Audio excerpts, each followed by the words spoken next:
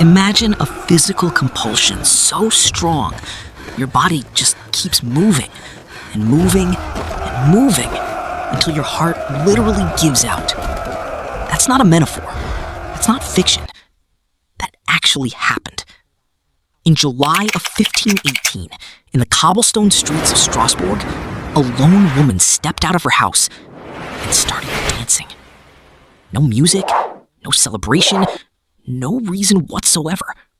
Just her body, moving frantically, against her will, completely out of control. Her name was Frau Troffea, and what happened next is one of the most disturbing, most baffling events in all of recorded human history. At first, the people watching thought she'd lost her mind. Maybe she was drunk. Maybe she was just having a moment, but she didn't stop. Hours passed, and a full day, then 2. Her feet were bleeding. Her muscles were giving out. And still, her body kept moving. Then, something even more terrifying happened. Others joined her. Within a week, it wasn't just Frau Troffea. It was dozens of people. Shoemakers, merchants, housewives, ordinary citizens of every class, every background. All seized by the exact same unstoppable compulsion.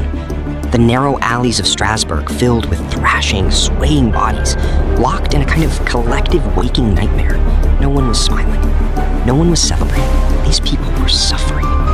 Dehydrated, exhausted, terrified, completely unable to stop. By late August, the count hit roughly 400 people. And here's the part that should deeply unsettle you.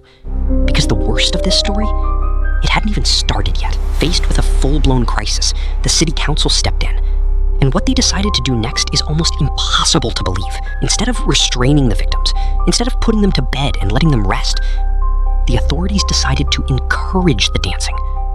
I'm not joking. Carpenters were hired to build massive wooden dance floors right there in the public squares.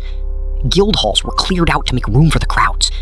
And then, and this is the part that genuinely haunts me, local officials brought in professional musicians, pipers, drummers, playing live music directly alongside people who were actively dying. Why? Because the medical wisdom of 1518 said these people had hot blood. The prescribed cure was to sweat the fever out, keep them moving, push through it. The drums beat louder, the tempo pushed harder. And already destroyed bodies, people who hadn't slept in days, who hadn't had water in days, were forced past every physical limit the human body has. Dozens dropped dead in the streets, strokes, cardiac arrest, total system failure. Now, 500 years later, what do we actually know? Modern epidemiologists call it mass psychogenic illness, mass hysteria. The idea is that extreme, unrelenting psychological stress can manifest as real, involuntary physical symptoms, and that those symptoms can spread through a population like a contagion, person to person, almost like a social virus. And when you look at what Strasbourg was living through in 1518, it makes a horrifying kind of sense. The city had been hammered by famine, devastated by disease outbreaks, ground down by crushing poverty. These weren't just stressed people. They were a population that had absorbed years of compounding trauma with absolutely nowhere to put it. It's a compelling explanation, genuinely. But here's where even the modern science hits a wall. Mass hysteria can explain involuntary spasms. It can explain psychological breaks. What it cannot explain, what scientists still cannot account for, is the sheer physical endurance. People moving continuously for days, without sleep, without water, without rest. The human body should not be capable of that. By early September, the compulsion simply faded. Slowly, the surviving dancers regained control of their own limbs. The phenomenon disappeared as abruptly as it had started, like someone had quietly flipped a switch. No cure, no intervention. It just stopped. And that might be the most unsettling part of all of this. Not the dancing, not the deaths, not even the catastrophic mishandling by the authorities.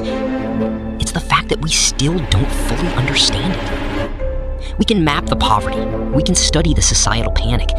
We can track every fatal decision the city made. But even with 500 years of medical progress between us and that moment, the exact mechanics of what happened in Strasbourg in 1518 remain completely, terrifyingly unexplained.